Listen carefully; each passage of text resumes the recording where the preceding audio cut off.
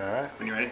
Hey, I'm sitting here with Kevin Montgomery. Actually, we're standing here. And Kevin's doing a little charity show tonight in Columbia, Missouri. And Kevin, I want to thank you for doing that and having the big heart to take care of charitable needs like this.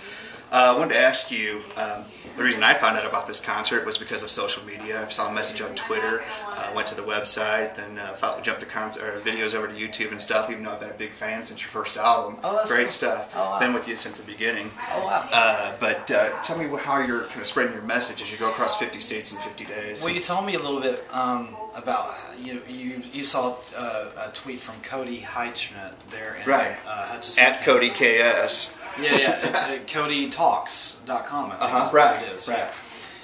He saw a tweet I tweeted out last year, and I did a house concert with him last year on the last 50 States in 50 Days tour. Now, the life of a tweet is what? Seconds. A minute, seconds. You know, you just happen to be in front of the computer. So he saw that last year. He hosted the show last year.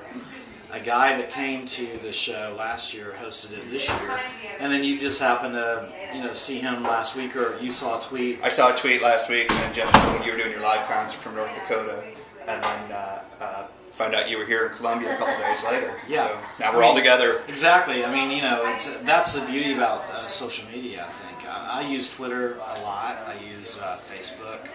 Facebook is probably my biggest way to reach out and connect with people. And stay in touch with people. It used to be MySpace, but MySpace doesn't even really exist. I don't remember what MySpace is. Yeah, I know. It's funny. It used to be like if I played a show in London, there might be 300 people there, and 50 of them would be solely from MySpace, people that I'd never met before, and now it's gone. Yeah, I'm glad you mentioned London because you do reside across the pond, right? Yeah, I do live in England. And how your international reach there? And you've got the whole world you're talking to as an audience. Yeah. Maybe extrapolate on that a little bit. Well, I love touring. I tour all over the world. I've toured in Australia a good bit, Japan, all over Europe. What I love, and I think it relates to the social media thing, is I see friendships happening with my fans. I call them friends. I don't like to say fans. But I see friendships transpiring, between fans in England, Scotland. They're like I do Ustream TV, .tv. Right. Do a lot of you saw the ones I saw in North Dakota. So I've got the chat going, and I'm seeing friendships develop with fans from across the pond. Last night I was in Iowa, and one of my fans said, "Oh yeah, Kayla said hello." And this is Sean, actually, from... We're getting ready to set up the show here. So. She said, "Oh yeah, Kayla said hello, blah blah blah." And I'm thinking, Kayla, and finally she referenced this fan of mine from Scotland. That there's no way they would have known each other and been interacting had it not been for the Ustream chats or Facebook. Sure. One fun question, and then we'll have a serious question about what you're out doing across these 50 days.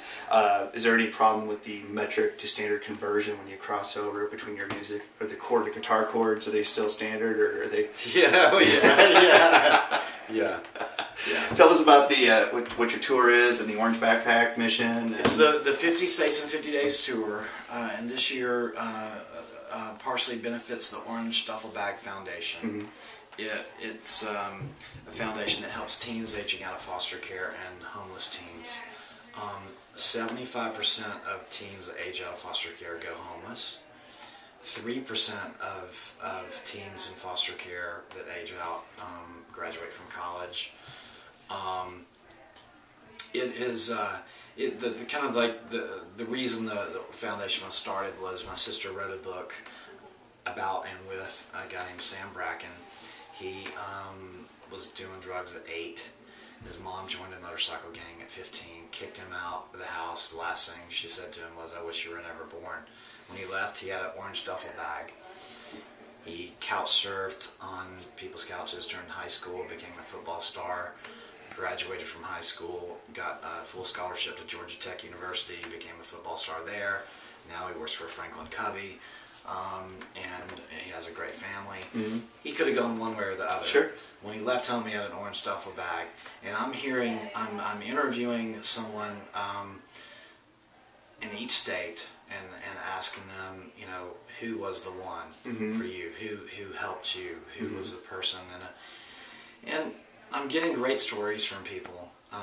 I'm getting orange duffel bag stories all over the U.S. and that it's concerning, but also, you know, I think with these videos that we're doing, and we're putting them on YouTube and on my blogs, and hopefully it's going to turn into a documentary. I think there's going to be kids out there that are going to see these documentaries and go, that's me, and that person made the right choices. I mean, I've got some of these interviews where the kids are going, you know, they really get down and personal and talk about their struggles.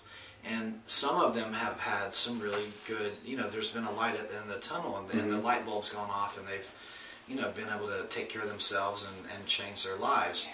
Some of them haven't. Right. The other day in Alaska, I interviewed a lady named Michelle. The other day in Alaska. Yeah, 13 days ago, 12 days ago. In Wasilla, in an alternative high school. In an alternative high school, they have 260 students. 111 of them are homeless. 67 of them are homeless and unaccompanied.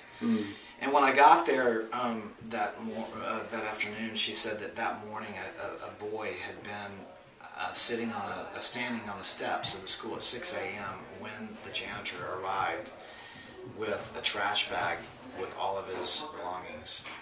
And I told her, I mean, she was nearly in tears a few times during the interview. And, you know, I said, well, that's Sam's story. That's an orange duffel bag story. Right. So we're trying to connect the dots. Sure. Well, you know, obviously you have a giant heart, and I think society as a whole appreciates what you're doing here. And the folks here in Columbia appreciate what you're doing tonight to entertain us. And we'll take some more shots during the concert and such, but we do appreciate it. You keep up the good work, and appreciate your music so much. Thank you keep very making much. It. I appreciate it. Yeah. Appreciate you staying on Nashville, too. Yeah. Well, people can follow, too, the 50 States in 50 Days Tour.com.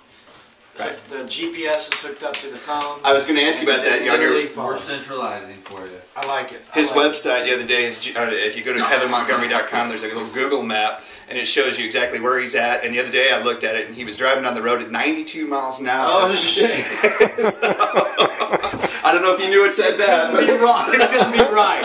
It couldn't be right. That's a glitch. But, yeah, appreciate you, man. Yeah, absolutely. Thank you very much. We'll much. pass the hat for you here in a little bit. Okay, I like it. Very Thank good. you. Thank you, Kevin.